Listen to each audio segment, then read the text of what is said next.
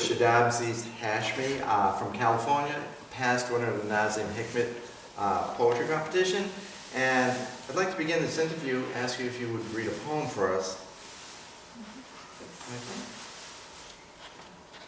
So this one's called Stepping Across the Border, and it's from Coal and Chalk. From my home window, Prussian blue, Mazda's window, broken glass blue, my school's window, carbon paper blue, mountains circled my life like a spell in blue. At Tor Kham, they were touching distance. Was it charcoal or chalk or rope that marked the border? Afghanistan was just beyond a slim crease of blue. Before being warned by the gods, I had moved my foot across to step into what would later become ash blue. The guards made me step back, gave me a watermelon. I was only a child under the spell of mountains, out of which I would later see refugees flow, river blue, bruise blue. You saw refugees when you were growing up, right? Was that with the Russians had invaded Afghanistan? That's right. So I grew up during the time of the Soviet war in Afghanistan, and I lived in Peshawar, which is on the border between Afghanistan and Pakistan.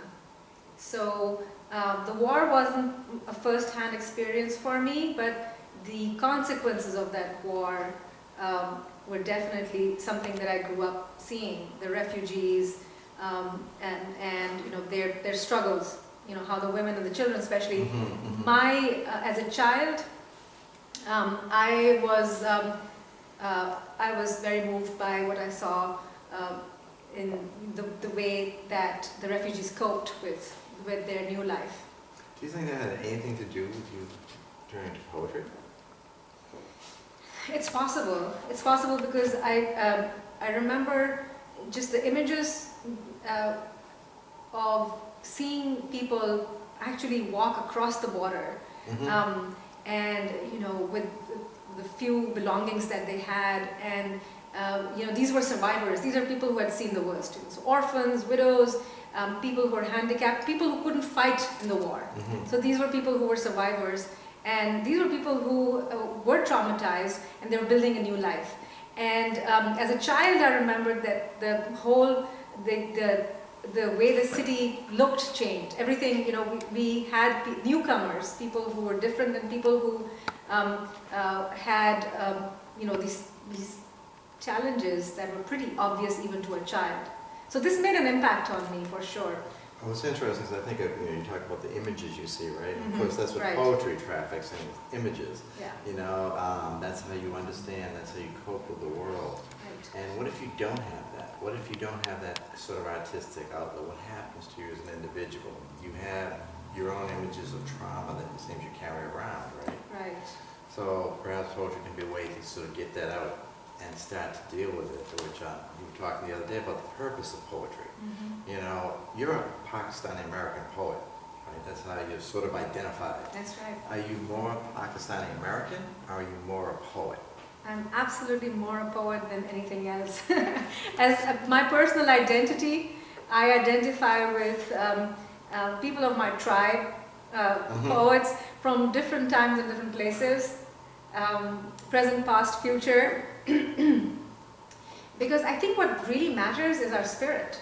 A spirit as poets, a spirit as human beings, and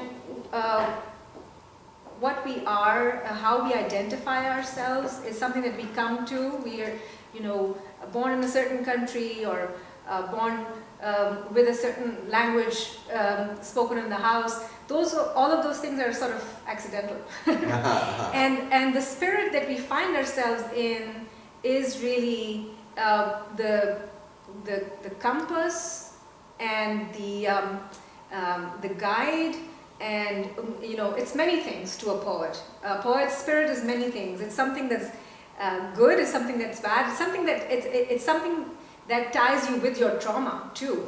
So you have the muse that's part of your spirit, or that guides your spirit, but you also have these haunting things, you know, experiences with war or personal trauma and so on. Those are also part of the same spirit, and poetry comes out of that. Okay, would you like to read one of your new poems, The Smallest Drone, for us? Sure. So this poem is called The Smallest Drone, and this is an accidental poem because I was researching something. I was not researching drones, I was researching the olfactory sense, the sense of smell, for a workshop I was teaching. And I came across a blog that praises drones, and I'm going to read the quote that led to this poem. The Arcturus T-20 drone can carry 2 small 10-pound laser-guided missiles that can turn any target into pasta sauce with the click of a mouse. So I came across this line, and how can you not respond with the poem, right? And so I thought, you know, 10 pounds, what does that remind me of? It reminds me of a baby. So, you know, I'm a mother myself, and handling a baby, you know that a 10-pound is the weight of an infant. So I thought, you know, when these soldiers, when they handle these missiles, do they think, when they're carrying the missiles, do they think of their own babies?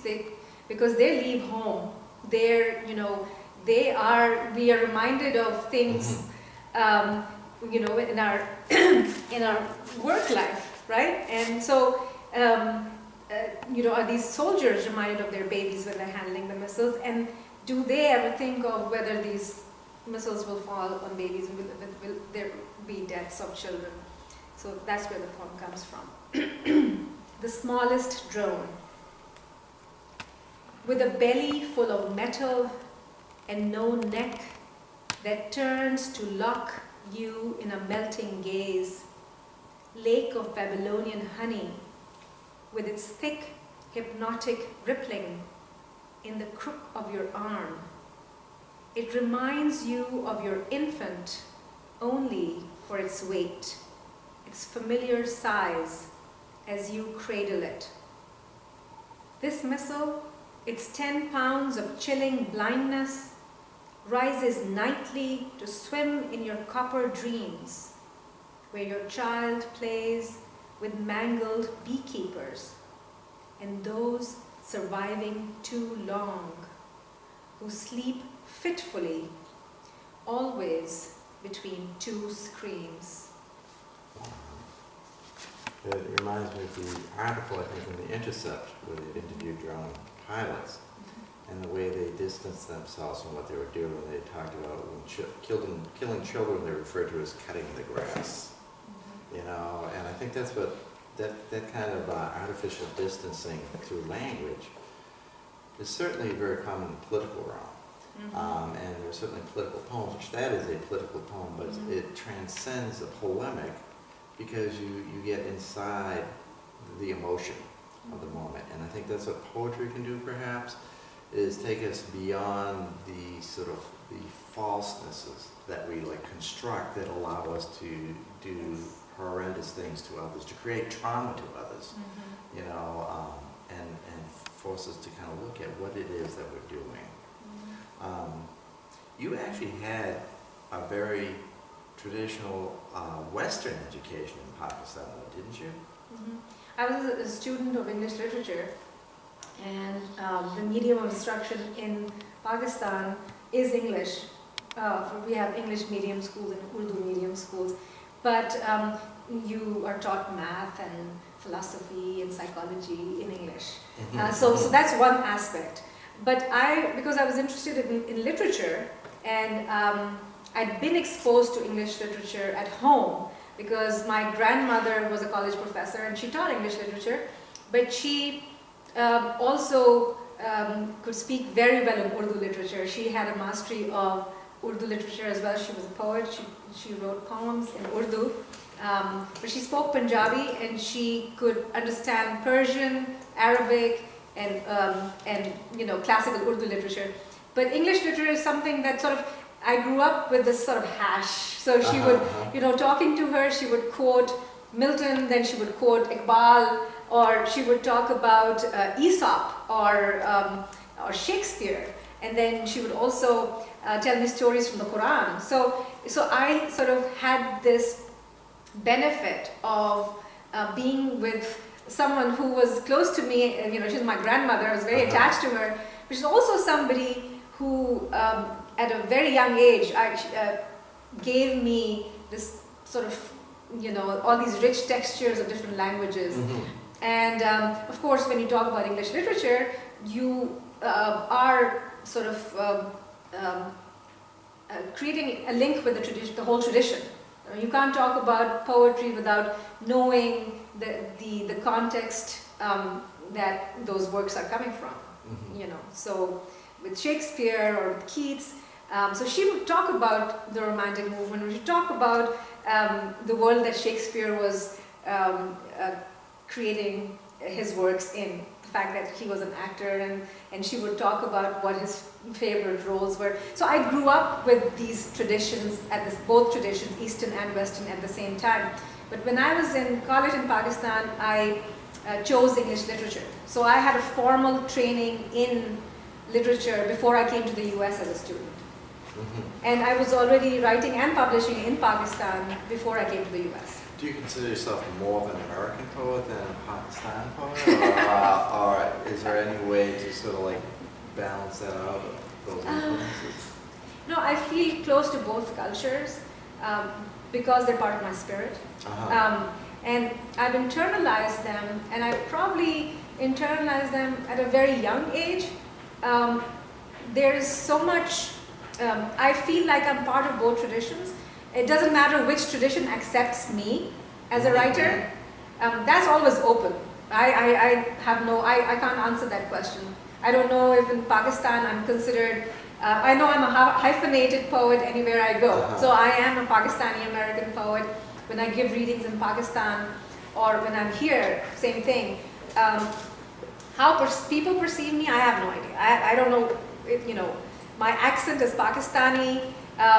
Some of my themes are Eastern, not all of them, but many of them are. So that I would leave to the readers. They're free to make whatever of me. But I feel very comfortable in both traditions. I have a lot of love for both traditions. Yeah, well, you write Qasida, you also write the poems like the drum poem. I think one of the things that I notice in your poetry, when you talk about all these different languages that you were exposed to, and also music, you had a lot of music in your background as growing up, there's a musicality to your language. So it's not so much a form, it's not so much an approach, but I think you spoke of the sonic narrative of poetry, and I think that in some ways maybe the exposure to multiple languages has created that affinity in your own work. It's possible. I think that the variety of sounds that I grew up in, and also being here, I've lived in the US for more than half my life. So just a little over half my life. So it's sort of, balanced. But I love listening to different subtleties in accents. I like to pay attention to sounds, whether it's music or just spoken language, and different languages, foreign languages I don't know. So I like to pay attention to intonation and different kinds of subtleties.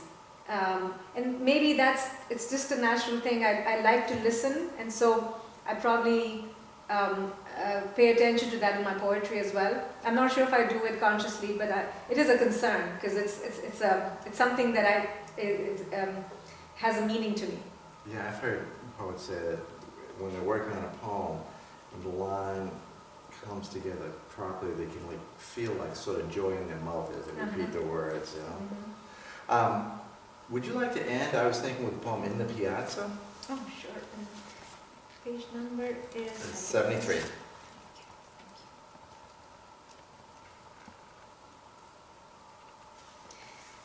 In the Piazza. A tentative note on the accordion, across the mural a weak dawn, fractured columns of light on the goddess of war with a ridiculously small head, and metallic horses sculpted in unnatural proportions.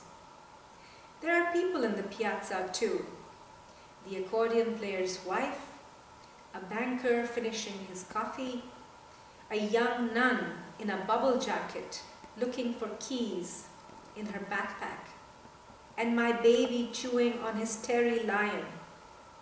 There are boys running after pigeons that carry rainbows around their necks. The sun humiliates statues of gunmen that dwarf us with their big ideas, us and our small music. Okay, thank you, Shadab Zeest Hashmi. Thank you, Richard. Thanks.